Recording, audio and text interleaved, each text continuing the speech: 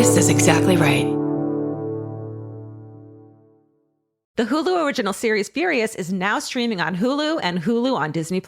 Starring Emmy Rossum as Alice Black, Furious follows a rookie FBI agent on the hunt for Catherine, played by Lola Pettigrew, a mysterious and calculating female serial killer. While Alice upholds justice, Catherine kills for it, terrorizing the rich and powerful men of New York in her pursuit of vengeance. With secrets that change everything, Alice discovers there's a thin line between hunter and prey. Watch the Hulu original series Furious. Now streaming on Hulu and Hulu on Disney Plus for bundle subscribers. Terms apply. Goodbye. New beginnings are exciting, especially when they come with 4 wheels. If you're shopping for your next car, start your search with Cars.com. Cars.com has the tools and expert advice to help you find exactly what you're looking for. With more than 2 million new and used vehicles nationwide, it's easy to search, compare, and find the right fit for you. Cars.com is there when you're dreaming, planning, or ready to embrace the new. Start your search with Cars.com. Where to next? Goodbye. The best time to think about home security is before you need it. That's exactly why there's Simply Safe. Traditional home security only alerts you after a break-in has already happened, and that's too late. Simply Safe is changing that. Simply Safe's US-based live agents identify threats on your property and help deter them so intruders never get to your house. The system is customizable so you can build one that fits your home and your specific needs. The 24/7 professional monitoring is effective and affordable and won't lock you into a long-term contract. I think that's what's so scary for so many people is that long-term contract. And like, whatever turns out you don't like it or need it,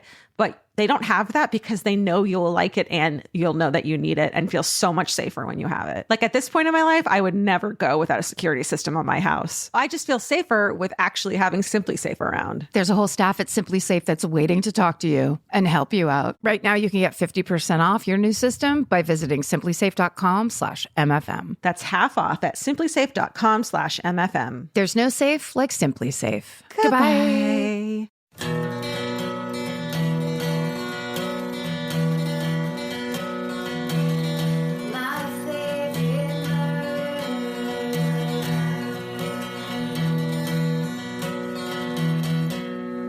Hello. And welcome To my favorite murder. That's Georgia Hardstark. Thanks. That's Karen Kilgariff. And we're here to talk to you about Jafra. What's Jafra? Is that like Amway? Jafra was a 70s or maybe 80s version of Mary Kay. Oh. So it was kind of like it was all those products, but with almond oil instead of parabens. Oh. It was a pyramid scheme for the hippies. Why can't hippies have a pyramid scheme? I mean, shockingly, it didn't last. And I'm saying that sarcastically because everyone wants chemicals in their fucking blue eyeshadow, right? That's right. I want to swim in saline solution and have my full face of makeup still on. I want fucking asbestos in my concealer and I want bat shit in my, I guess that's natural, in mascara. That's natural. Well, you know what it is? You want the chemical version of guano, of bat guano. Always. Which will dye your lashes and brows. That's all and give me glaucoma. I don't know how glaucoma works. For people out there saying that's not how glaucoma works, I don't even really know what it is. So please don't. What we're saying is we want our mascara to change how glaucoma works. I want it to change my eye color and I want it to change the negative stigma that glaucoma has given the world. Yeah. And that's what this podcast is all about. We've said it since day one. The chemical destabilization of your face, but a podcast. But as a podcast. That reminds me, though, because I do have a chemical. I'm inhaling chemicals as we speak because I just redyed the chunks in my hair pink that I had done way back when I wasn't 40 yet. Because I feel so fucking boring in this quarantined new clothing, as I call it, new mother chic, that I just need something to show people and to show myself that I'm not a normal sweatpant wearer. Oh, I see. But you don't want to switch back to full-on tight bodice zip-up dresses from 1952. No. But you would like the vibe of that to come across. Yeah. I want the non-permanent, like, full sleeve tattoos to be like, look, everyone, I'm not normcore, you know. And I mean business. Oh, no. Ooh, Hold a on. fire. Yes, the chemicals are setting off the fire alarm. Sorry. Oh, I lit a candle. I had lit a candle for some ambiance. Is it in the same room or a different room? In the same room. And I was like, gee, that's smoking a lot. And then I just scared every animal in my house. You got an asbestos candle because you really are dedicated to this whole idea. I was like, I'm going to light a candle. Like, when do I ever light a candle? That's so like, fucking mindful and shit. Yeah. And then the alarm went off. And then you got slapped for it. It ain't out that always the way. Can I please have one mindful Spiritual moment? I think that fire alarms, and rightfully so, are the most irritating noise on the planet. Yeah. It could be loud without being high. Right?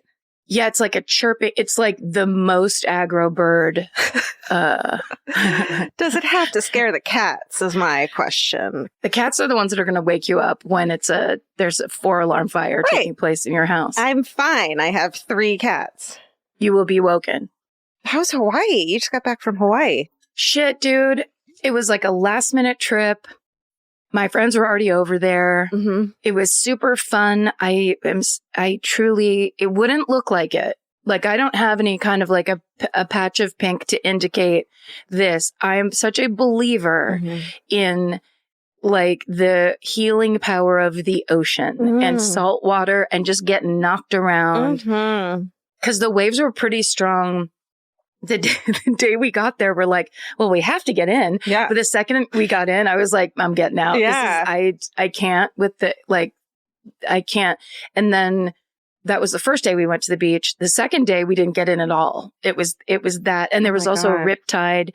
We watched a guy get rescued and he was literally like 10 feet off the beach. It wasn't like he was far out. Holy shit. And I will say this, and, please, all surfers, let us know how I'm wrong about this. But they were saying you can tell there's a riptide or there's like a bad, dangerous patch of water. Yeah. If the waves aren't just coming straight toward you, normal style, but like there's perpendicular waves. Yeah, I see that all the time. I didn't know that's what that was. Yeah. All the time. As if I've been to the fucking beach and once in the Georgia past year. Georgia goes and stands at the edge of the lighthouse all the and time. watches the tide.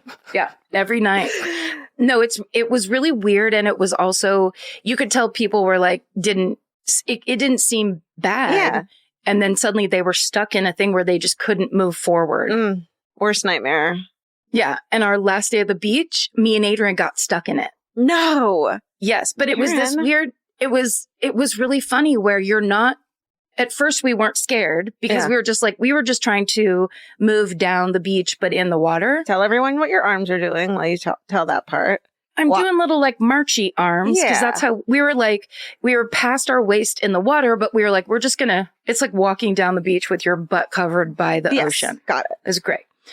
But then we didn't realize we were that far down. We had gotten pulled down a little bit. So we went into the patch. Oh my God. And all of a sudden when I take a step forward, all the sand just goes away underneath my feet. Yeah. And so you're weirdly like, oh, I can get no purchase here. And we did that for just like 2 minutes. And I was like, well, I'm not saying anything because I don't want us to panic. Right. And then Adrian turned and looked at me and I go, this is a bad patch, I think. And she goes, it is. But luckily we just kind of powered forward, but there were lifeguards watching us because it was the area to not do that in. They were like, these two gals, they're next. Those pale sunburned girls might need some help. Yeah. They don't know about this ocean. Those very, very pale people. But so luckily we didn't need assistance. That would have been so fucking humiliating. God. We powered out, but it was super fun. It was so nice. And of course I met several people. We went to a lovely dinner at a very fancy restaurant there. And our waitress turned out to be a murderina. Oh my God. So there was friends all over the place. That's exciting. It was really nice. It was a nice getaway. How many waitstaff murderinos do you think we have? Legion. I bet there's a big amount doing the side work. You got to put some in your earbuds, right? Yeah. Well, I was kind of impressed because she goes, my ex turned me on to this podcast. And she goes, he was a chef at the last restaurant I worked at. And I was like, hey, that never happened. Chef-arinos? The restaurant community is behind it. Oh, I love it. Because I've been watching exciting. Top Chef a lot lately. And I'm like, those chefs are so smart. And their mouths are just, they work so well. You know? They work their asses off too. Yeah, they Like, do.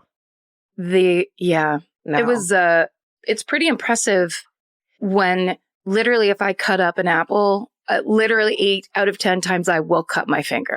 just cutting a standard Fuji apple. With a fucking butter knife and then boom. There's no sharpness involved. No.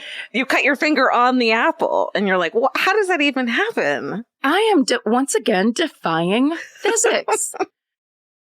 Watching anything? Reading anything? So there's a true crime series on Prime right now that stars my hero, Steve Coogan. So I was like, wow, someone produced a TV show for me. And when I started watching it, I'm like, Georgia told this story. Yeah. And it's that case of Stephen Lawrence who got in England, who got jumped by a bunch of racists and killed in the street. Oh, it's that story? It's that story. And Steve Coogan plays when they reopen the investigation, he plays the cop that headed up the reopening. Oh, I don't know why I thought it was about, what's that radio DJ pervert pedophile's name? I need more than that. You called him the wrong name. Wait, hold on. Oh, yes. I'm scared to say that name now because I got it so wrong before. And I defiled the name of the lead singer of the Bronski Beats. Steven's got it. Jimmy Savile. Jimmy Savile. Yeah. I thought it was that. Okay. I'll watch this for sure. It's called Conviction. Conviction. Okay. And it's only for, that's like it's a limited series. It's just really great to watch, the story of like the cop that goes in there, and it's like there was a whole room. They shut down one of the precincts. I don't know what they call them over there.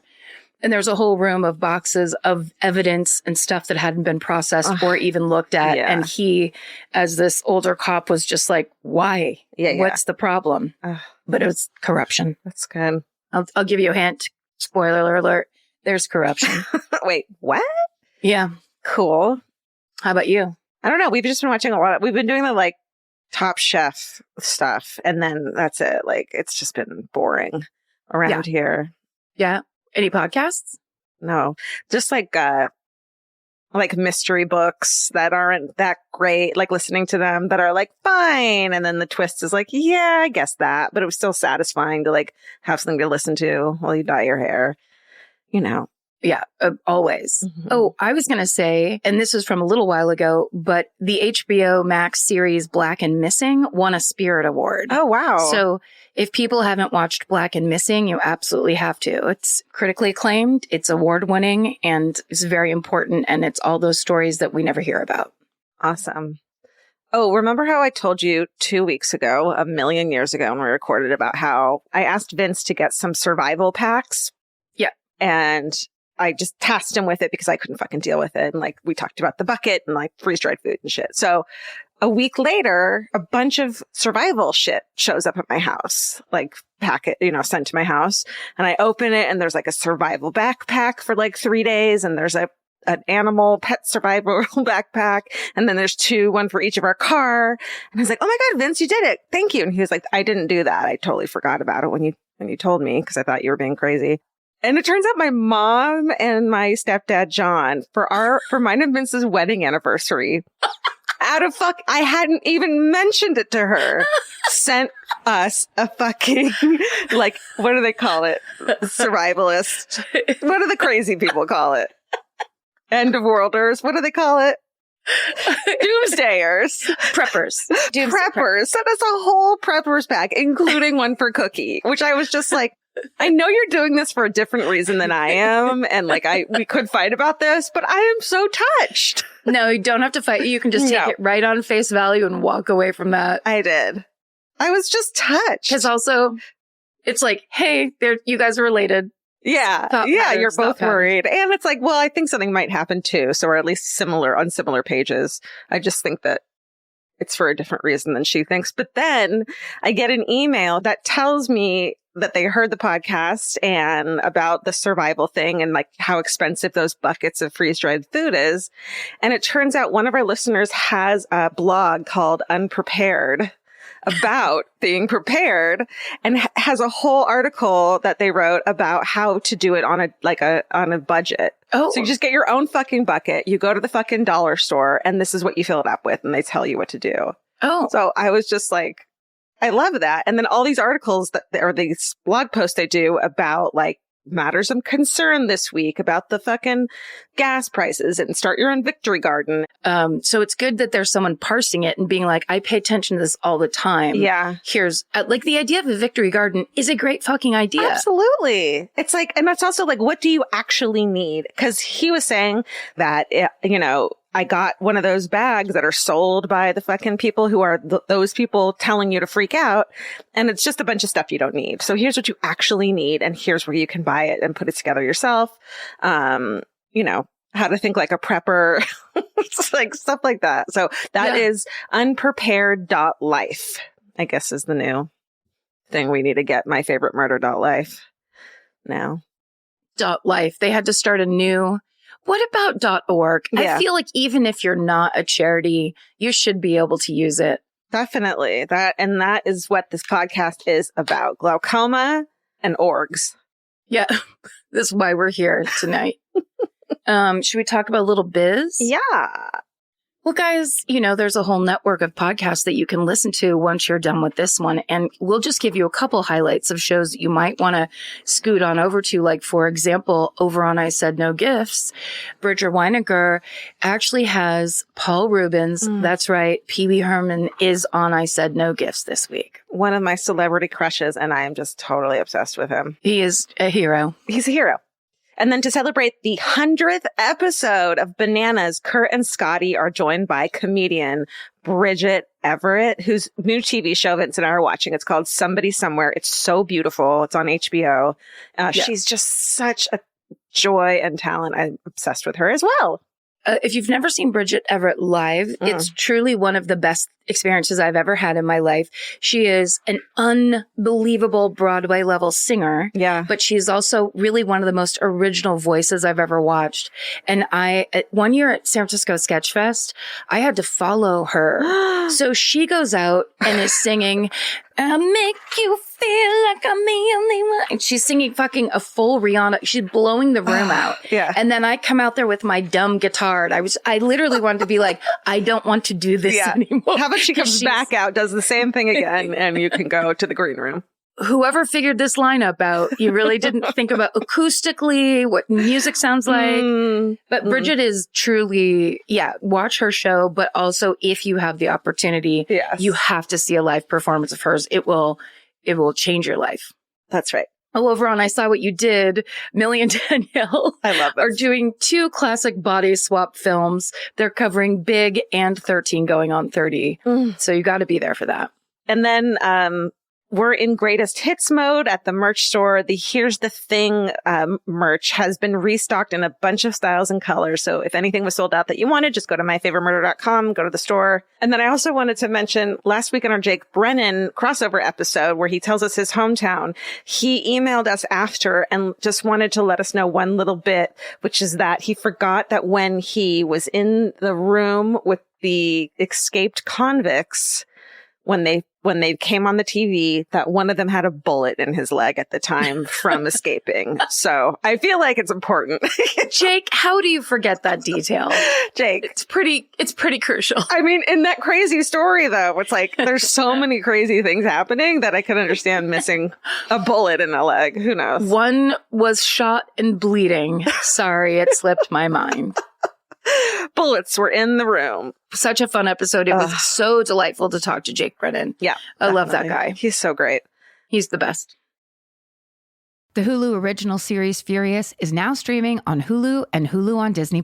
From Liz Merriweather, the Emmy-nominated executive producer of Dying for Sex and The Dropout, comes a gripping psychological thriller. Starring Emmy Rossum, Furious follows Alice Black, a rookie FBI agent on the hunt for Catherine, a mysterious and calculating female serial killer. It's Alice's first case on the job, and she's already bitten off more than she can chew. While Alice believes justice is achieved through law enforcement, Catherine has lost all faith in the legal system. She's taken it upon herself to terrorize the rich and powerful men of New York in her pursuit of vengeance. As Alice and Catherine's twisted game of cat and mouse unfolds, the lines between good and evil and right and wrong begin to blur. With shocking crimes, tangled relationships, and secrets that change everything, Alice discovers there's a thin line between hunter and prey. Watch the Hulu original series, Furious. Now streaming on Hulu and Hulu on Disney Plus for bundle subscribers. Terms apply. Goodbye.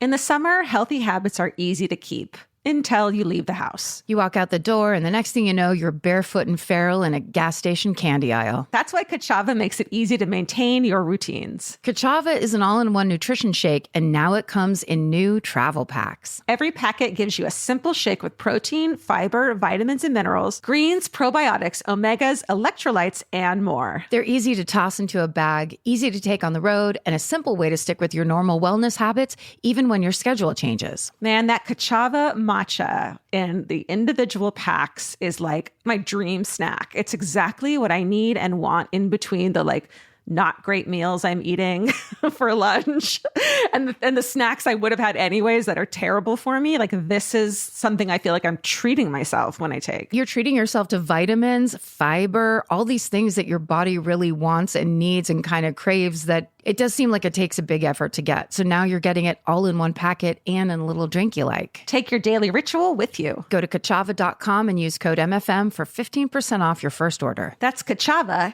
KACHAVA.com, code MFM. Goodbye. Capture your favorite summer feeling with Pandora Jewelry. Discover a collection inspired by the sunshine, freedom, and unforgettable moments that make the season so special. Whether you're planning a weekend getaway, gathering with friends, or simply soaking up every sunny day, Pandora Jewelry offers meaningful pieces designed to celebrate your unique story. From sun-kissed metals that catch the light beautifully to personalized pieces ready to be engraved with your summer mantra, every detail is crafted to help you express yourself with confidence and style. Explore charms, bracelets, rings, necklaces, and more, thoughtfully designed to complement every adventure and occasion. Each design moves with you, from beach days and road trips to rooftop dinners, golden nights, and every memory in between. Layer your favorite looks, mark life's meaningful moments, and create lasting reminders of a season you'll never want to forget. Find the pieces that reflect who you are and where this summer takes you. Shop Pandora Jewelry's new summer collection in-store or online at pandora.net and let your summer unfold. Goodbye. Okay, mine's a quickie, but it's so incredible and such a huge story that I just found out about recently. So I'm going to tell you the story of the tragic murder of Nicholas Green and the Nicholas effect it created. So the sources I used in today's episodes are 2 articles written by Reg Green, one for the American Journal of Kidney Diseases and one for the LA Times, the Nicholas Green Foundation, a BBC article by Harry Lowe, a Press Democrat article by Chris Smith. Press Democrat, that's Santa Rosa newspaper. Oh, what's up, guys? Sorry. 4 New York Times articles, 3 by Alan Cowell and 1 by John Tagliabue. And an SF Gate article, your other favorite, written by Stephanie Salter and Larry Hatfield. So this is a NorCal crime? No. Wait. Okay. Yes. It's not. Okay. No. But they're from there. So yes. Okay.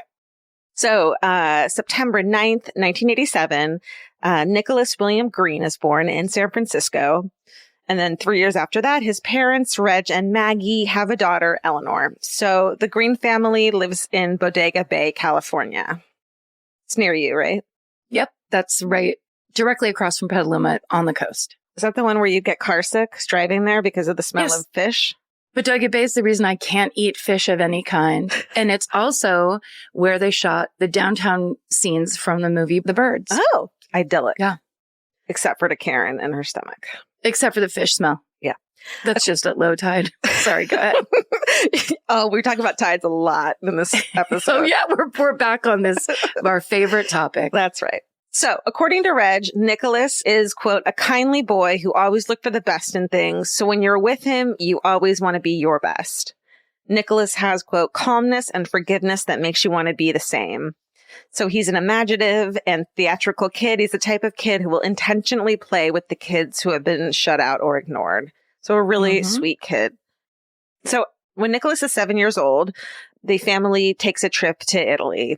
On September 29th, 1994, the Green family is heading out in a rented car on the freeway in the toe of Italy, heading for Sicily. And what the Greens don't know is that Italian highways, I didn't know this either, are incredibly dangerous at night. So that year alone, in 1993, 7,700 trucks had been held up on the highway and robbed by organized crime gangs. Oh, no. On the highway. You think you're safe. You're driving. You're in a car. Some trucks travel by convoy under police escort, and those ones still get attacked. Wow. And according to the New York Times, the highway the Greens are on is, quote, renowned for holdups at gas stations and attacks on motorists. So 7-year-old Nicholas and 4-year-old Eleanor are asleep in the back of the rented car. Maggie, the mom, is dozing off in the passenger seat while Reg drives the car. Not long after stopping at a gas station in Calabria, Reg notices a car following them. After a few moments, the car switches lanes as if it's going to pass them, so he calms down a little bit. But when the car is parallel to the Greens car, it doesn't accelerate any further. It just stays there, keeping pace with the Greens car. Reg says out loud, something's wrong here, and Maggie wakes up. And when they look at the car beside them, there are two men in masks, one with a gun, screaming at them in Italian. The Greens obviously can't understand them, but they know the men want them to pull over, but Reg is aware that that's a bad idea because then they could just have them solo. So he accelerates, and then the car next to him accelerates along with him. The cars drive side by side, speeding down the freeway for a time, and then one of the backseat windows of the Greens car shatters as it's been shot out. Maggie turns to check on the kids, and she sees that they're both still sleeping. And as she turns back to face the front, another shot strikes the driver's side window. But then, for some reason, the assailants just take off. So Reg floors it. He wants to find somewhere with lights and people where he can pull over. He doesn't want to just obviously pull over there. And as the Greens race down the freeway, they come upon an accident with a police car and ambulance already there. Oh. So they pull off to the side of the road so they can get their help. And Maggie and Reg get out to check on the kids. But when the interior light comes on, Nicholas doesn't move. Reg looks closer and sees that Nicholas's tongue is sticking out and there's a little vomit on his chin. And it turns out he's been shot at the base of the brain. Oh, gosh. I know. The Greens take Nicholas to the ambulance that was already there, thankfully, which rushes off to the hospital, while Reg and Maggie stay to answer questions from the police. And when they make it to the hospital to see their son, he's in a coma. And then on October 1st, 2 days later, doctors tell Reg and Maggie that their son Nicholas is brain dead. So they're devastated, of course, but they know that possibly some good can come out of this tragic situation. They can donate Nicholas's organs. Reg later tells the BBC, quote, I know that at 7 years old, he probably wouldn't have been able to comprehend, but I know as he grew up, this is just what he would have wanted us to do. There's no doubt about that. If the choice was between being angry at the people who did it and wanting to help somebody else as the first priority, he would have undoubtedly chosen helping somebody out. So at the time of Nicholas's death, Italy had the second lowest organ donation rate in Western Europe. Wow. I know. In 1993, the year before Nicholas was shot, only 6.2 people per 1 million donated an organ. 6.2 people per 1 million. Why? I wonder if that's like religious reasons or some kind of... Probably. Yeah. Probably religious, and it's just not part of the culture. I think in some countries, it's just automatic. You can opt out. But in places like here, you have to opt in. So I think less people just knew about it or did it for religious reasons, obviously. Organ donations were so rare that half the children with heart ailments in Italy died while waiting for a transplant. And because of how rare the donations are, Italians are blown away when news spreads that an American family whose young son has been murdered by Italians is willing to donate their son's organs to save multiple Italians. So they're just blown away by this act of kindness. And it really shows them this generosity that they've never witnessed in this way before. So Nicholas's organs go to 7 recipients, and I'm going to tell you about them. His heart goes to a 15-year-old boy named Andrea, who barely has the strength to walk across the room. He's already undergone 5 operations on his heart, but none of them were successful. And following the transplant, he lives for another 23 years with Nicholas's heart before passing away in 2017 from respiratory failure brought on by cancer. One kidney goes to a critically ill 14-year-old girl named Anna.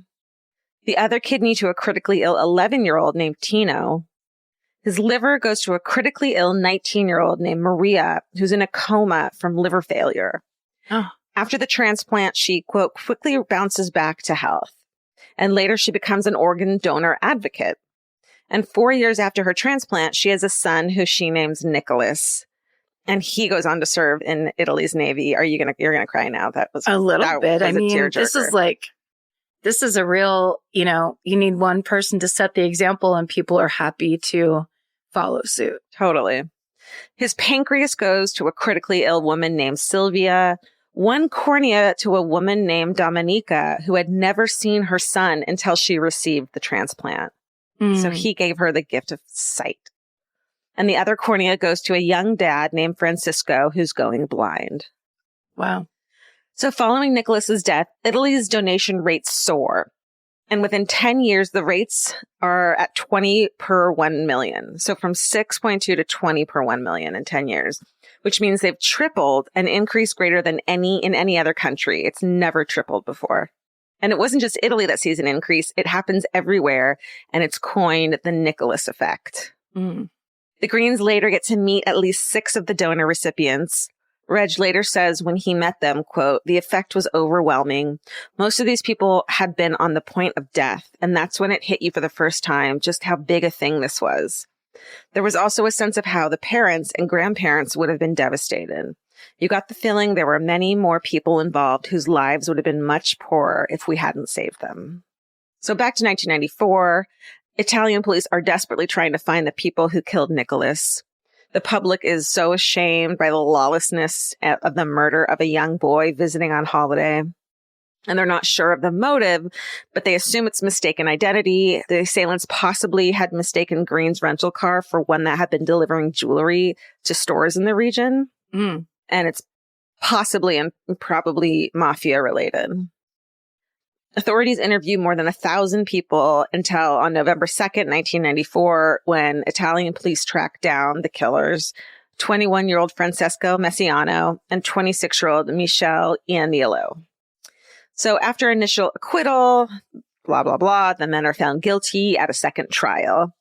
Michele is sentenced to life while Francisco receives 20 years. But the convictions and sentences, of course, bring no happiness to the Greens. Reg tells the SF Gate, quote, whenever I think about the trial, there's just a feeling of dejection. There are no winners. Reg and Maggie become tireless advocates for organ donation.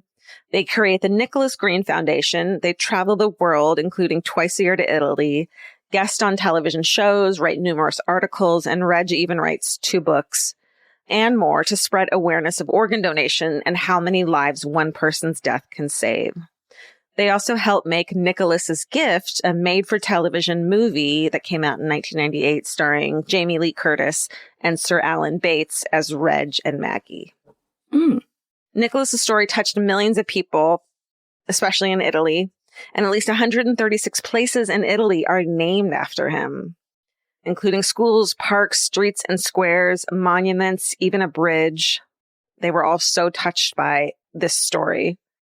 In Bodega Bay, where the Green family used to live, there's an 18-foot-tall bell memorial featuring 140 bells, mostly from Italy. And in the centerpiece is the, quote, majestic bell, which includes the names of Nicholas and all 7 organ donation recipients. Wow. So I'm going to leave you with a quote from Reg Green. Quote, none of this takes away the pain. The sense that life is missing a vital ingredient is there all the time.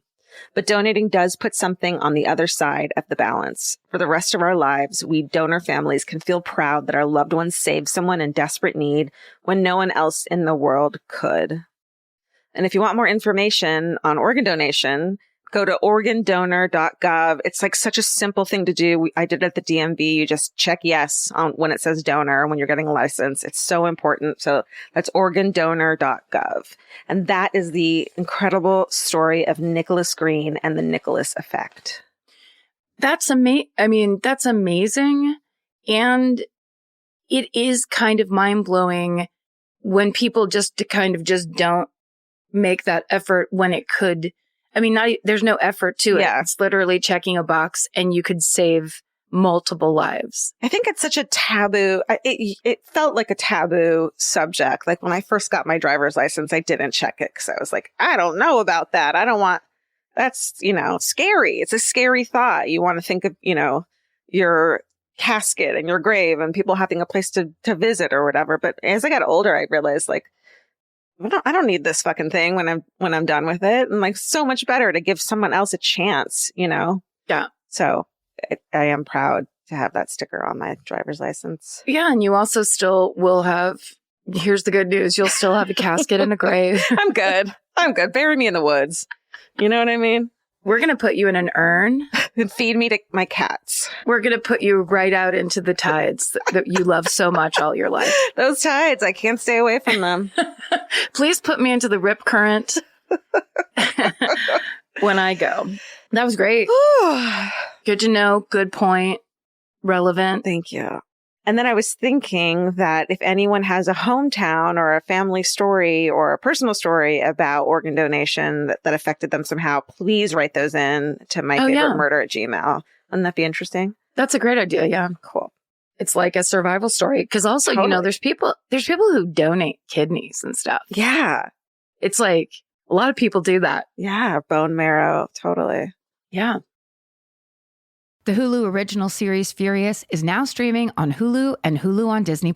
From Liz Merriweather, the Emmy-nominated executive producer of Dying for Sex and The Dropout, comes a gripping psychological thriller. Starring Emmy Rossum, Furious follows Alice Black, a rookie FBI agent on the hunt for Catherine, a mysterious and calculating female serial killer. It's Alice's first case on the job, and she's already bitten off more than she can chew. While Alice believes justice is achieved through law enforcement, Catherine has lost all faith in the legal system. She's taken it upon herself to terrorize the rich and powerful men of New York in her pursuit of vengeance. As Alice and Catherine's twisted game of cat and mouse unfolds, the lines between good and evil and right and wrong begin to blur. With shocking crimes, tangled relationships, and secrets that change everything, Alice discovers there's a thin line between hunter and prey. Watch the Hulu original series, Furious. Now streaming on Hulu and Hulu on Disney Plus for bundle subscribers. Terms apply. Goodbye. Capture your favorite summer feeling with Pandora jewelry. Discover a collection inspired by the sunshine, freedom, and unforgettable moments that make the season so special. Whether you're planning a weekend getaway, gathering with friends, or simply soaking up every sunny day, Pandora jewelry offers meaningful pieces designed to celebrate your unique story. From sun-kissed metals that catch the light beautifully to personalized pieces ready to be engraved with your summer mantra, every detail is crafted to help you express yourself with confidence and style. Explore charms, bracelets, rings, necklaces, and more, thoughtfully designed to complement every adventure and occasion. Each design moves with you, from beach days and road trips to rooftop dinners, golden nights, and every memory in between. Layer your favorite looks, mark life's meaningful moments, and create lasting reminders of a season you'll never want to forget. Find the pieces that reflect who you are and where this summer takes you. Shop Pandora Jewelry's new summer collection in-store or online at pandora.net and let your summer unfold. Goodbye. Buying clothes is easy. That's why everyone's always doing it. But finding clothes you actually want to wear is the hard part. Get all your favorite elevated essentials at Quince. Quince specializes in effortless, high-quality essentials like ultra-soft organic cotton and premium Mongolian cashmere sweaters. They're beautifully tailored and built to last. And it's not just apparel. Quince also brings that same everyday elevation to everything they offer, from hotel-quality bedding and bath to kitchen staples, essentials, and thoughtfully designed furniture. They work directly with ethical factories, so you're paying for quality quality, not brand markup. It's so true that they have wonderful items that aren't just clothes. I have like 3 of their 100% mulberry silk pillowcases. I've bought throws from there. I've bought bedding from there. And it is just as great quality as their clothes and super affordable. Upgrade your everyday. Download the Quince app for app-exclusive offers or go to quince.com/MFM. Get free shipping on your order and 365-day returns. Now available in Canada and the UK too. QUINCE.com/MFM. Goodbye. So I'm about to tell you the story of the 1971 Nashville hijacking. Ooh, a hijacking. I'd never heard of this one. Mm-mm. And it is the one of those ones that then changed authorities' procedure on how to handle crisis negotiation going forward after that. Basically, before that, there was no unified, like, if this starts happening, you, sir, Right. Stop talking and we call in other people that know what they're doing. Oh, yeah. I had never considered that, like how that started. Yeah. Yeah. Ooh, That okay. basically, once it's a hostage crisis, once it's this level of crisis, Yeah. let's not just leave it to whoever is in charge at your local wherever, including the FBI, which is kind of mind blowing. Wow. So there's an article from it's a website, and I'm thinking it's also a newspaper, called the Nashville Scene, www.nashvillescene.com, theclassic.com. And that was written by Brantley Hargrove. Lots of info in this story from Brantley's story. There's also a Washington Post archive article by George Lardner Jr. There's Dan Whittle article from the Murfreesboro Post, an AP article, NPR got in there, and then, of course, the New York Times archive. Okay, so we are going to begin in Nashville, Tennessee in 1971. This was before indoor plumbing. This was before indoor lighting. The 70s. It was brown. It smelled like bell peppers. Oh, God. You know it. Yeah. I'll bring you there. Ask me anything. I was 1 year old. Okay. So it's just after midnight on October 4th, 1971. And 35-year-old ex-biology professor turned real estate agent George Giffey Jr. So the spelling of this is Giffe. So I was reading it, pronouncing it Giffey. Yeah. Could I be would too. GIF. Then why would they put the E at the end? I think you're right with Giffey. You think it? Okay. So George Giffey Jr. goes into a nightclub called the Labrie Lounge on Joe Johnson Avenue. And then the owner of this nightclub, Bobby Wayne Wallace, is bartending. So these two men have known each other for a couple months. They're friendly. So while Wallace hands Giffey a beer, Giffey starts talking about the club, how successful it seems to be, and how he would like to invest $26,000 in it. Oh. So it's a real specific number. So Yeah.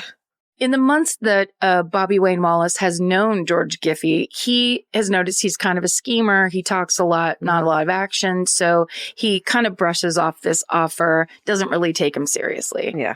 And also doesn't think he has that money. It doesn't seem like he has money. Right. Did you hear that? No, but I see her. Blossom just stood on my leg and then burped into the microphone. Oh, I'm trying to do something. I'm trying to do something. something. She's my best friend. Oh, You too, Frank. He's just sitting over here rolling his eyes. Okay, so a couple minutes after chatting, Giffey asks Wallace if he wouldn't mind driving him and his wife, 25-year-old Susan Giffey, to the airport that night. He says he and Susan have been fighting so much so that now she's staying at her parents' house. So to make up for it, he wants to take her on a trip, get away from everything. So even though he's busy, Bobby Wallace agrees to give the Giffeys a ride to the airport. So around 1 a.m, the two men hop into George's Cadillac. And the first thing they do is they stop at a restaurant and they buy 2 chicken dinners so that George and Susan can eat them on the plane. Oof. So from there, they drive over to the King of the Road Motel, where Susan is working as a cashier. And she comes out, she gets into the front seat between George and Bobby Wallace, because it's the 70s and cars were 25 feet wide. So the problem is that Susan doesn't know about this trip. She thinks she's getting a ride back to her parents' house.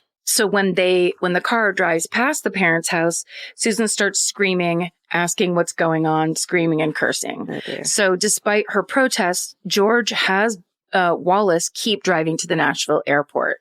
And they actually drive, because it's 1971, they drive directly onto the tarmac. Sure they do. Get on over here.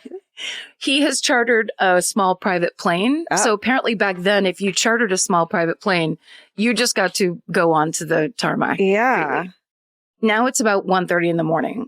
So George gets out of the car first and he walks over. So like he's parked about 100 feet away from the plane. Mhm. The pilot is standing outside and he walks up to 29-year-old Brent Downs, who works for Nashville's Big Brothers Aircraft Company.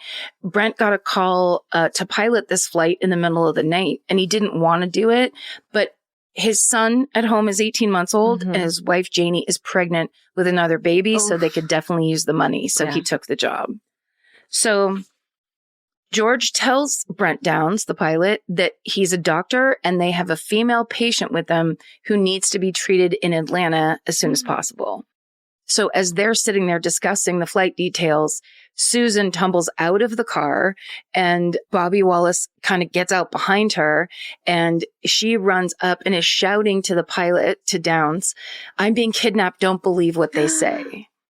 And so George Giffey assures Brent, the pilot, that Susan's just basically confused. There's something wrong with her and that everything's fine. So when Downs asks George to see some credentials to prove that he's actually a doctor, George pulls out a 9mm pistol wrapped in a camouflage t-shirt and points it at Brent. Oh, fuck. So he then orders Wallace to pull out the 9mm he's given him, though Wallace would later claim that he didn't know that this was George's plan. Still, he follows the instructions and George orders all of them onto the plane at gunpoint. So when they get on board, George forces Susan to sit behind him on the bench seat in the back of the plane, while Wallace takes a seat behind the pilot. And there's also a co-pilot that's been sitting on the plane the whole time, Randall Crump. And he points his gun at them per George's directions. So then George helps himself to a flask from the plane's minibar, and then he puts a gray metal box on his lap. He tells everyone that he's got plastic explosives inside this box and a detonator attached to a 10-minute timer.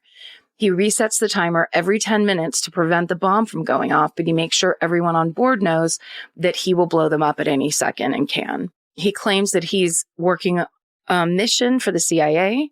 He doesn't want anyone interfering with it. Yeah. Okay. He then orders the pilots to take off, so they follow his instructions and they head for the runway. Luckily, an airport employee who was watching the tarmac saw guns being brandished and they call security. But by the time the airport police get to the scene, the plane's already taxiing down the runway. The police cars race after it, but they're forced to veer out of the way as the plane takes off. So then the police call the FBI and they report there's a hijacking. So George hears a voice on the plane's radio saying, "Commander 58 November." So the name of the plane was 58 November. So they say, "Commander 58 November, Squawk 3100. What George doesn't know is that Squawk 3100 is the code for hijacking. Oh, fuck.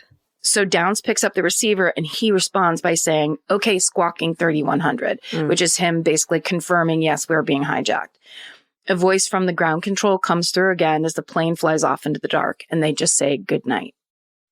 So a little background on George Giffey Jr. and his wife, Susan. They first met in the late 60s. He was a biology professor at Tennessee's Peabody College. She's a brilliant student who earns both her bachelor's and master's degrees in elementary education. She wants to become a teacher, but according to a classmate of hers, she also would have loved to and talked about marrying rich, hoping the right man would come and, quote, give her the life of a movie starlet. And let me just say now what Pat Kilgariff would say to you, which is you can give yourself the life of a movie starlet.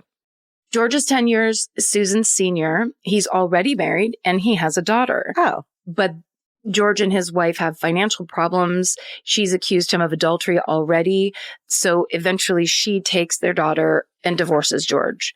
and leaves. So very soon after the divorce is finalized, George marries Susan. And that's in 1968. So together they have a daughter of their own in February of 1970.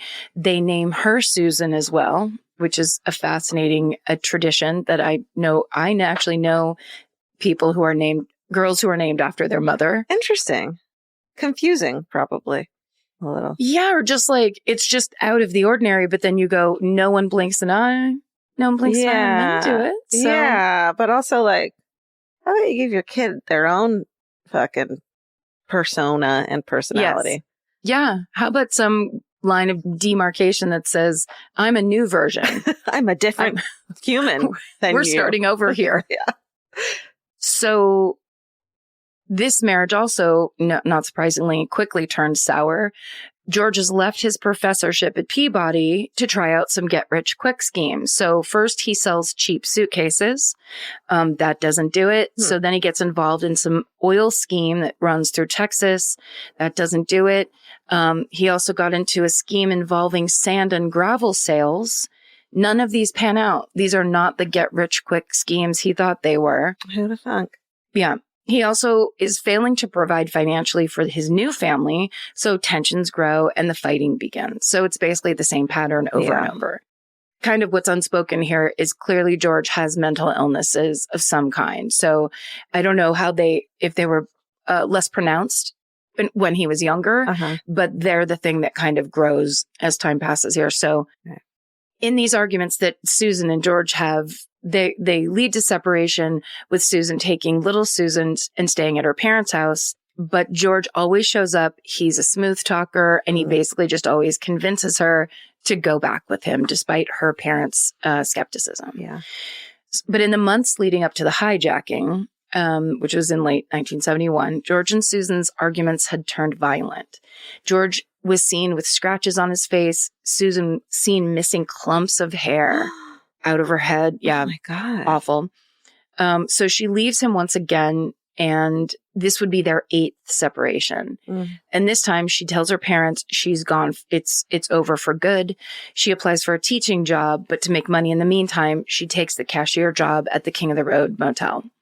So George knows that the only way to get Susan back is for him to get a steady job, but his mental health is deteriorating, and he begins to make strange claims of working for the CIA, working for Interpol, working for the mafia.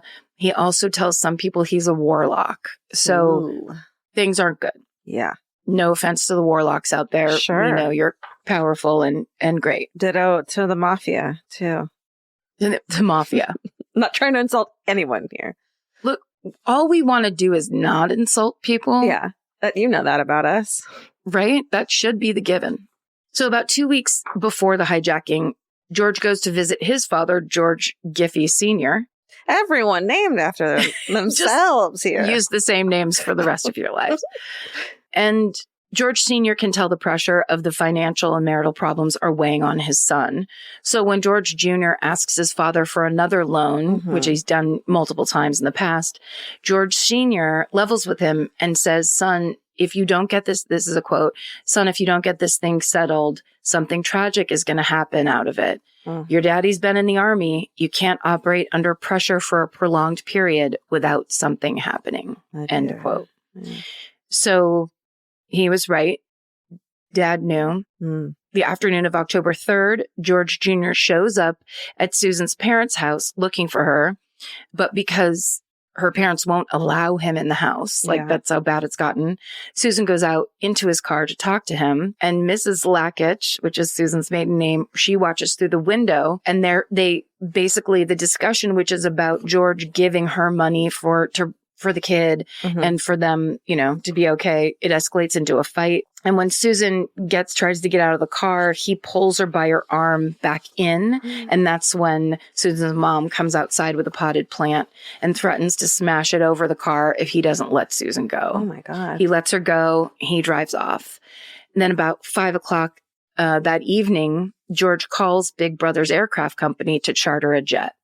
He visits his dad one more time, explains that he's going to go on a trip. And then around 9:30, while Susan's working at the motel, her mother starts to worry that George might show up at the hotel and get into yet another fight. So she calls George. She yells at him for not bringing Susan money like he had promised to do. And she warns him not to go to the motel that night to see her. She says, I'm going to be down at the King of the Road tonight when you come. I don't want you harassing her. If you have anything to give her, I want you to hand it over without arguing. So on this phone call, George assures his mother-in-law that he doesn't want to bother Susan. He says he's going on a trip. He says he just wants to give Susan the money before he leaves. So now we're back at the airport. When he got out of his Cadillac, before everybody kind of ended up getting out, he left behind notes he'd written, which is kind of eerie. Like they were kind of, so he had written one to Susan, which is a combination of malicious accusations against her and expressions of love, with one line reading, "You could run a blade through my heart and I would kiss you with my dying breath." Oh, God. Mm-hmm. Another letter is written to his dad saying that he loves Susan, but, quote, she knows too much, which they later would think it's about his shadowy past and these kind of fantasies or delusions he's having about working for Interpol and stuff. Yeah. He says he has no other choice but to kill Susan and then kill himself, saying, quote, "If the tapeworm kills the host, it is also dead." Oh, no. So it's real dark, real dark. Yeah. Okay, so on board the plane, the pilot asks George where he wants to go, but it's so loud, because the engines are going, that Bobby Wallace has to be like the middleman, relaying messages back and forth between the pilot, Downs, and George. So George says he wants to go to Cuba. Downs says that's impossible. It's a small twin-engine plane. They won't be able to make it that far on the amount of fuel that they'll use. George says, can they go to Jamaica instead? Downs says that won't work either. He said they could go to Freeport in the Bahamas, but they'll have to first stop in Jacksonville, Florida to refuel. So then George asks if anybody on the ground knows that the plane's been hijacked, and Downs is honest with him. He says, yes, someone from the authorities will be waiting for them in Jacksonville when they land. George has no response. He just sits there quietly drinking liquor from a flask and holding on to the metal box that holds his explosives.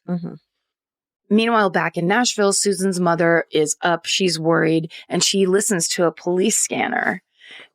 So she's listening to it. She hears a report of a suspicious car that's parked at the airport in the wake of the hijacking.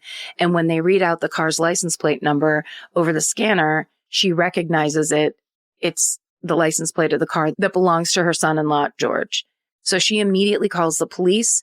She gets through, but then she keeps getting transferred and put on hold and transferred over and over.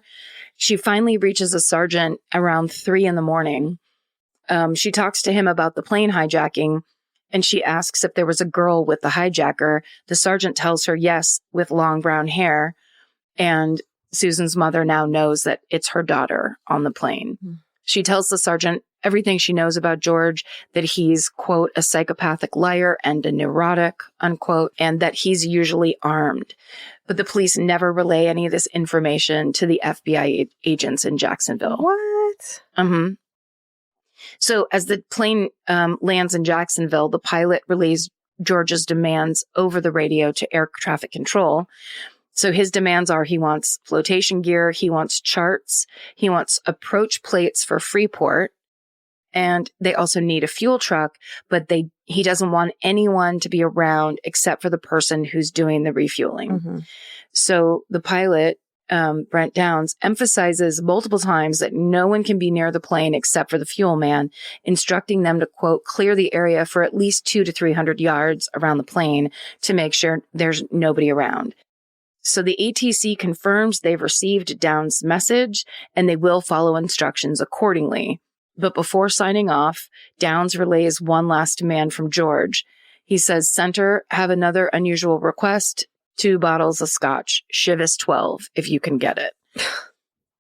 Yeah. So ATC passes along the communications to the control tower in Jacksonville, and Downs again asks them to confirm that the area will be kept clear. But now the response is a little more uncertain. They just say that information has been forwarded. So no one on the plane knows this, but an FBI special agent by the name of Francis Burns is sitting beside the tower operator, and Special Agent Burns has no intention of keeping the area clear. Right. So when they finally land, the pilot, Downs, is directed by the control tower to taxi to a remote corner of the airport. He assumes it'll be a secluded area so they can refill, privately as they demanded. But when they get there, George peeks through the window and sees a random car with its lights off sitting close by. Mm-hmm. He commands Downs to ask about the car, and when he does, Special Agent Burns secretly tells the tower operator to say it's just an airport vehicle. So when that message is relayed, George does not buy it. He wants the car gone. Mm-hmm. So Downs asks the tower operator to have the car removed, but then George gets frantic. And before the tower operator can come up with a suitable response, he sees the tower operator's looking out, and he just sees the plane turn around and start rolling back out onto the runway. Oh, no. And that's when Special Agent Burns comes out from the shadows and hops on the radio and says, 58 November, this is the FBI speaking, cut your engines.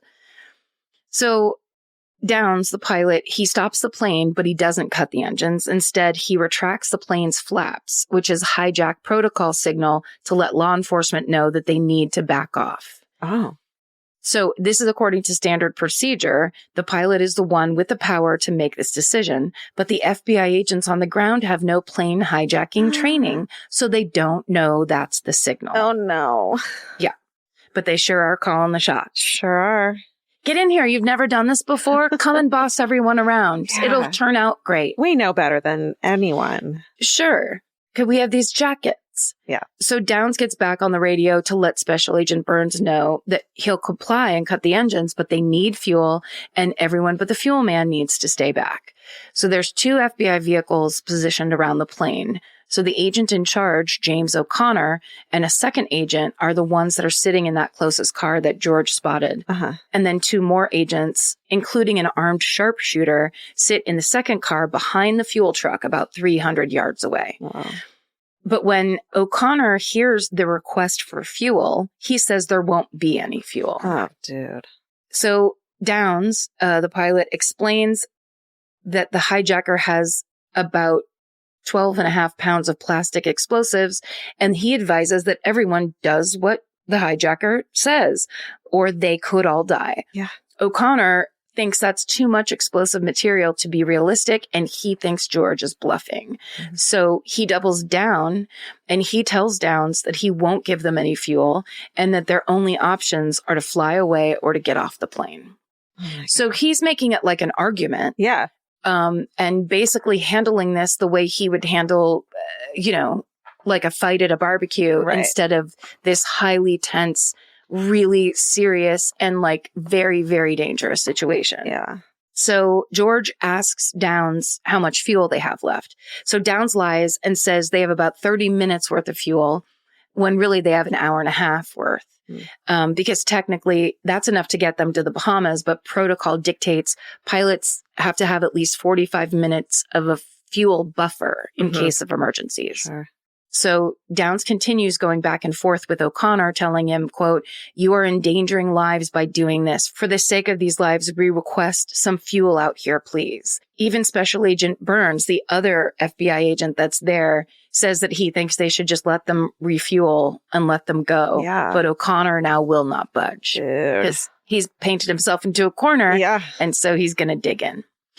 So George agrees to let the co-pilot off of the plane, his name's Crump, off of the plane to negotiate with the FBI for the fuel in person. So he's like, yeah, go talk to them. Okay. So where Downs has been able to keep his composure as a pilot, Crump is terrified and shaking. So Downs cuts the engines to let Crump off. But as he's getting off the plane, Crump starts to become convinced he's going to get shot in the back. Like he can see how unstable George is. Yeah. So he looks back at George as he's walking off, and he sees George holding the metal box and muttering under his breath, "I will blow this plane up." Oh, no. So he knows it's bad and he knows it's serious. Yeah. So the second Crump's feet hit the ground, he's apprehended by FBI agents. He's taken to one of their cars. He pleads with O'Connor to give them the fuel they need and assures him that George really is dangerous, that he's been drinking, that he does have explosives, but O'Connor doesn't believe it. And he still refuses to give in. And with that, Crump says, well, then I'm not getting back on that plane. So word gets to the plane that Crump will not be returning, and that there will be no fuel. So George gets more desperate, which is exactly what you don't want in a hostage situation. Right. So Bobby Wallace knows George enough to know that the last thing anyone wants right now is for him to get more upset. Yeah. So he offers to go negotiate with the FBI for fuel. Okay. But this time George refuses. So Wallace gets on his knees and begs George to let him try. Oh my God. It takes several minutes of begging, but George finally lets him go. So the moment Wallace gets outside, O'Connor grabs him and cuffs him. Bobby Wallace tells O'Connor that he wants to negotiate for fuel and he doesn't want to get back on the plane. None of that matters. Bobby Wayne Wallace is under arrest for air piracy. What? Oh, because he had Yeah. the other gun. Yep. And he's like part of it. Yeah. So now O'Connor directs one of the other agents to move his car and block the plane's path to the runway. Oh, dear. He figures George's next move might be to take off, which would be disastrous in its own right. And with the plane blocked, O'Connor gives the order for one of the agents to take out the plane's right rear tire. Oh, dear. So that sharpshooter follows the orders and fires 2 shots at the target tire with a revolver, but the rubber's too thick and the bullets bounce off. What? Because you got to figure it's airplane tires, Sure. like they get some wear and tear. Yeah. So I don't know. So O'Connor pulls out his own pistol and he approaches the windshield of the plane to peer inside. He takes cover with his gun drawn and announces himself and tells everyone inside, come out with their hands up. So, of course, no one responds. Yeah. Downs is sitting completely still in the cockpit.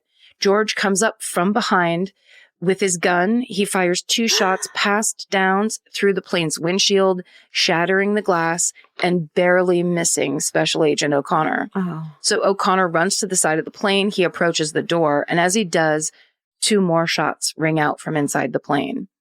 The FBI sharpshooter who's watching all of this go down through the scope of his rifle sees Downs, the pilot, slump over and fall out of view. Oh, my God. So another 3 shots sound from inside the plane. O'Connor tells the sharpshooter to take out the plane's engine, which is still running. He complies, firing 2 bullets into the engine, cutting it off. And with the sound of the engine silenced, O'Connor announces himself again and enters the plane. And inside he finds pilot Brett Downs dead in the cockpit, and he finds Susan Giffey dead in the rear bench seat. Oh. George Giffey has a bullet wound in his head, but somehow he's still alive. And when O'Connor takes the metal box from George's lap and runs it to the bomb techs in the distance, they open the box, and instead of explosives, they find a bunch of papers and a photo of a naked woman inside. Oh, my God. So Yeah. O'Connor was right. There were no explosives in that box. Yeah, but But there were guns. yeah. There were 2 guns on the plane. Authorities call for an ambulance. The ambulance takes George Giffey to the closest hospital, but he is dead on arrival between 5 and 6:30 in the morning. The negotiation efforts or lack thereof between FBI agents and the hijacker lasted less than 20 minutes and end with 3 people dead, 2 of whom are completely innocent. Oh, my God. That's Yeah. 20 minutes. That's 20 minutes. So Bobby Wayne Wallace, who is the only possible guilty party who survived this hijacking, is arrested and charged with air piracy and with kidnapping. He's the first person to ever be charged with this crime in the U.S., air piracy. Huh. So at a trial in June of 1972, the prosecution argues that Wallace was an accomplice to George Giffey Jr.'s hijacking plan, and he was in on it from the beginning. But Wallace's defense team argues that he did not know about it. He only helped to the degree that he did because George had him at gunpoint. Yeah. That he was basically the first victim. They claim that he's as much of a victim as anyone else, and that if Wallace had planned to join George and Susan on that flight, that they would have picked up 3 chicken dinners instead of just 2. Ooh, good point. And that detail, as tiny as it is Yeah. enough for the jury to find reasonable doubt And on June 21st, 1971, Bobby Wayne Wallace, who is now 32 years old, is acquitted of both of those charges. Okay. So, Good, right? We believe him. Totally. It doesn't make sense there's no motive in it for him. especially because he's only known this guy for a couple months. Yeah. So there really is no motive. Yeah. But who knows? It's all so fucked that like, who knows? Yeah. So with Wallace acquitted and George Giffey Jr. dead, there's still one more party to be held accountable for this tragedy, and that's the FBI. Mm-hmm. It's clear their mismanagement of the negotiations led to 3 deaths that were absolutely preventable. Yeah. So Brent's wife, Janie Downs, and Susan's parents, together, they sued the FBI for wrongful death based on negligence, with Special Agent O'Connor specifically named. Wow. The first judge to look at the case with no jury rules that O'Connor was not negligent. Janie and Susan's parents appeal this ruling, which results in another long and arduous battle, but this time they end up winning. Neither O'Connor nor the FBI appear to receive any sort of disciplinary consequences, but Janie Downs, who now has 2 children to raise by herself, is awarded $270,000, while Susan's parents are awarded $57,000 because they now have custody of their granddaughter, Susan. Oh, wow. So basically, the hijacking of 58 November forced police agencies across the country to change their approach to crisis management and it gave rise to organizations like the National Tactical Officers Association. So essentially saying these special circumstances need to be handled by very specially trained officers who know how to deal with hijacking, with hostage situations. Like you can't just do it. Right. You know, you have to turn it over, especially if you've never dealt with anything like it before. Totally. So after all this, the aftermath, Bobby Wayne Wallace returns to his nightclub business in Nashville, but then he gets out of it after a few years and he starts working for Tennessee's unemployment office. Mm-hmm. And he died at age 73 while walking to a college football game.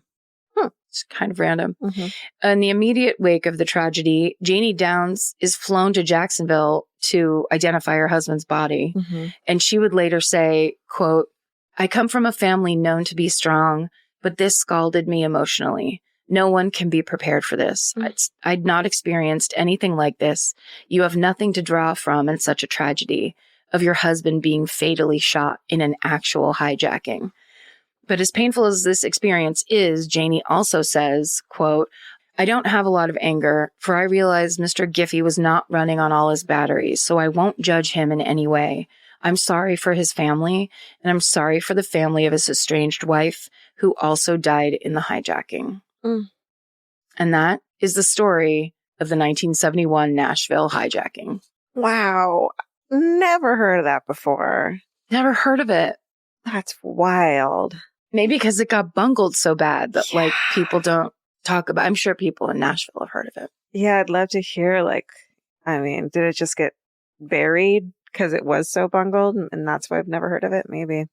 I mean, it must be so frustrating to have something like that happen and then it's the government where you're just never going to get satisfaction. No one's ever going to admit they were wrong. Totally. Slaps on the wrist, especially back then. Well, not especially, always. Always. But yeah. Amazing. Do you want to do a couple fucking hoorays? Sure, let's do it. All right. Let's cap it off with some positivity. You want to kick it off? Sure. This one says, "My fucking hooray is that this week I became a published illustrator. I was able to walk into the bookstore and find the children's book I worked on sitting amongst some of the books I loved to read as a child. Through the pandemic, I studied for my master's degree in illustration and found it difficult, like many, to stay on track and keep at it. One of the pipe dreams I had during the seminars and lectures I had to endure cooped up behind a screen in my bedroom was that one day I might just make it into the bookshelves out in the real world. Today, for the first time, I saw my name in the fine print and my work in real-life pages in a real-life book. There were millions of times these past few years where I thought about giving up, but it feels fucking great to say that I didn't, and even greater to have the proof in my hands that I can still do anything if I really try. My grandma used to say, the more you want something, the more you probably deserve it. I'm pretty sure it was always in reference to gin, but still, I think it helps. Elle. I wish Elle had told us what book it was, but that's so cool, isn't it? I know. Yeah. Circle back, Elle, if you can. Yeah, I love that. What did they say? The more you want something, the more you probably deserve it. I wish that were true. I love that. I mean, yeah. I was just going to say, over the holidays when I went home to Petaluma for Christmas, I went shopping. I think I was with Nora, and we walked into Copperfield's Books, which is the bookstore that's been there forever, independent bookstores. Please support. And our book is still displayed. It was displayed in the front. So like when you walk in, it was on the display. Like there's a big display that's front and back. When you walk in, and we were on the back where I was like, what? We're still here. God. We were on that, and we were then on the shelf, because it's not the biggest bookstore in the world. So I'm sure they have stuff, but it's like we were on two different shelves, and I took a picture of it, and I just stood there like, it just is the most unbelievable. I don't know. Yeah. So many things about this journey have been so surreal. Yeah. And I think that one, like becoming published authors. Yeah. Of a book that, I don't think Copperfields would put that stuff out there if they just to be nice. Right. They're proud of you and us. I feel the same way. Like has always been a pipe dream of mine, is to be a writer. And we wrote this memoir, and I'm still so proud of it. Like I am so proud of the work we did in that book. And that's so awesome that it's still, I know. that they put it out. Thank you. This one. Oh yeah. And just like, support your local bookstores. Absolutely. Independent bookstores need your support. Yeah. And Copperfields, if you live in anywhere in Northern California, I swear to God that the people that work there know their shit. They're so good at what they do. And even if like I was looking for some book, and the man I talked to at the counter was like, have you read this? Have you read the new Eric Larson book? Always want that. Yeah, it's the best. It's the best. I love this. This is from Leonie Ann, at LB Weird Thoughts. This was from Twitter. And she wrote to us and said, my fucking hooray is my job is a total shit show. So I started designing wallpaper in my free time. Just right. The coolest. And I just made my first sale. It's nice to know that there are people who believe in you, even when others are trying to bring you down. Amazing. As a wallpaper fanatic, I didn't even think of that as a thing you could do. That's awesome. For real. It's amazing. I wonder if she's on Etsy. Leonie Ann, right back at My Favorite Murder Twitter to tell us where you are. What's their Twitter account again? It's LB Weird Thoughts. Okay, cool. I love that. Oh yeah, there might be something on her if you guys want to go look at her account. I bet you she posted on it, but yeah, I love that idea. Love it. Okay, this is my last one. Hi, lovelies. Not sure if this is where I'm supposed to send this, and they sent it to our Gmail, so yes. But what the hell? I'll take a shot. I just wanted to share my fucking hooray. Almost 6 years ago, I was diagnosed with cancer. It has wrecked my trust with my body, particularly since I was diagnosed shortly after I got my biggest tattoo. Even though I have been in remission for many years, reoccurrence is always in the back of my mind. My fucking hooray is that I decided to say fuck it, and after 5 years of fearing getting another tattoo, I got my first tattoo again. Every time I get another tattoo, I feel more like myself. It helps me take back my body for myself. Love y'all, and fuck cancer, Jill. Wow. Congratulations, Jill. Fuck cancer. Awesome. Fuck cancer. Tattoos do make you feel really powerful in a weird way. Yeah. That's awesome. Well, you're making like this permanent decision for yourself about yourself and picking a thing that you like. And no, it's super cool. That's right. This last one's also from the Gmail. It says 2 years ago, peak pandemic, I found MFM and started from episode 1, which makes me laugh so fucking hard. So funny. What kind of a debacle? Little did I know that y'all were about to embark on the wildest 2 years of my life. You My quote murder girls have been the background to the craziest years of being a nurse, many road trips, buying a house, planning a wedding, and now expecting a baby.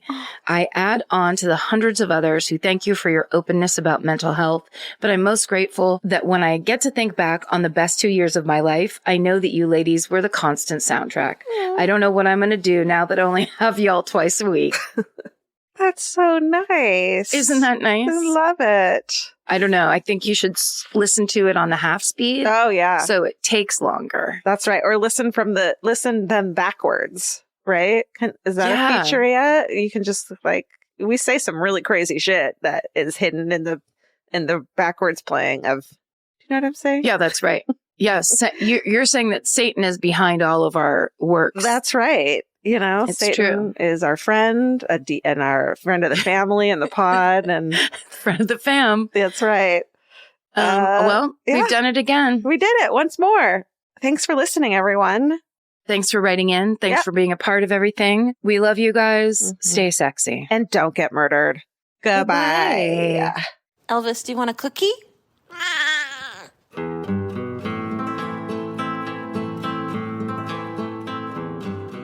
This has been an Exactly Right production. Our senior producer is Hannah Kyle Crichton. Our producer is Alejandra Keck. This episode was engineered and mixed by Stephen Ray Morris. Our researchers are Jay Elias and Haley Gray. Email your hometowns and fucking hoorays to myfavoritemurder@gmail.com. Follow the show on Instagram and Facebook at My Favorite Murder and Twitter at My Fave Murder. Listen, subscribe, and leave us a review on Amazon Music, Apple Podcasts, or wherever you get your podcasts. Goodbye.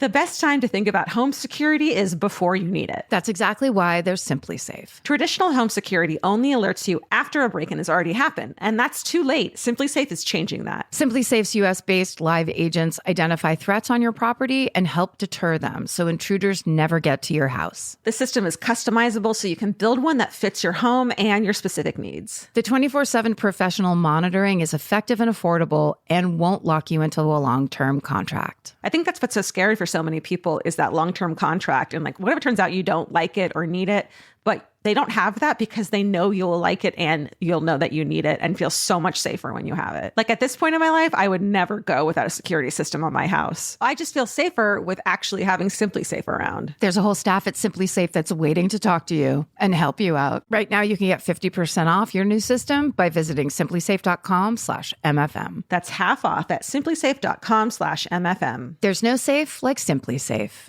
Goodbye. Vacation planning should feel like a breeze, not a deep dive into countless travel sites searching for the best deal. With Cheap Caribbean's Budget Beach Finder, you can search every destination and every date all in one search. You'll save time and money with the Budget Beach Finder. Say goodbye to endless scrolling and tab hopping and hello to Budget Beach Bliss at your fingertips. Go to cheapcaribbean.com to try out the Budget Beach Finder and see just how stress-free vacation planning should be. Goodbye. You know that fantasy where you run into your ex while looking impossibly cute and wildly unbothered? Hill House makes the perfect dress for that moment. Or if you're just running errands. Hill House Home is the brand behind the viral nap dress, known for its signature smocking, ultra-flattering fit, and comfort that makes it a favorite for just about everyone. Celebrities like Taylor Swift, Olivia Rodrigo, Anne Hathaway, and Mindy Kaling have all been spotted in Hill House. These dresses are the definition of versatile, perfect for running errands in the morning and stylish enough for dinner or a party that night.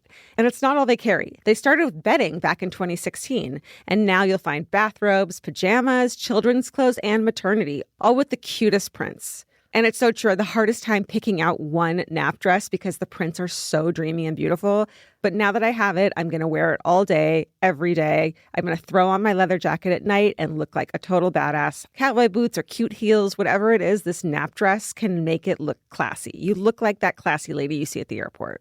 Hill House makes fun fashion that makes you feel good. Get 15% off your first order of $100 or more at hillhousehome.com with code MURDER15. That's MURDER15 for 15% off at hillhousehome.com. Goodbye.